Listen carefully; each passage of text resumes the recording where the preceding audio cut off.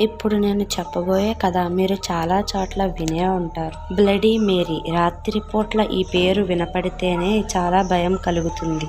అద్దం ముందు నిలబడి 4 క్యాండిళ్లు వెలిగించి బ్లడీ మేరీ, బ్లడీ మేరీ అని 3 సార్లు పిలిస్తే ఆమె వచ్చి పిలిచిన వాళ్ళని చంపుకుపోతుంది. వాళ్ళ కనుగుడ్లను పీకి పక్కన పాడేస్తుంది. మెడను కొరికి రక్తం మొత్తం తాగేస్తుంది. బ్లడీ మేరీ కథ అబద్ధం కాదు. ఎందుకంటే ఇప్పటికే చాలా మంది అలా చేసి మరణించారు. పోస్ట్ మార్టంలో కళ్ళు పీకినట్లు, రక్తం తాగినట్లు చెబుతారు. ఇప్పటి వరకు బ్లడీ మేరీని తలుచుకుంటే ఏం జరుగుతుందో తెలుసుకున్నాం కదా. ఇప్పుడు బ్లడీ మేరీకి ఏం జరిగింది, ఎందుకు ఆమె అద్దంలో నుంచి వచ్చి చంపుతుంది అనే విషయాన్ని తెలుసుకుందాం. బ్లడీ మేరీ కథను గురించి 2 రకాలుగా చెప్పుకుంటారు. ఆ 2 రకాలు నెక్స్ట్ పార్ట్లో తెలుసుకుందాం. అసలు బ్లడీ మేరీ జీవితంలో ఏం జరిగిందో తెలుసుకోవాలంటే లైక్, షేర్, సబ్స్క్రైబ్ చేయండి. అలాగే నెక్స్ట్ పార్ట్ అని కామెంట్ చేయండి.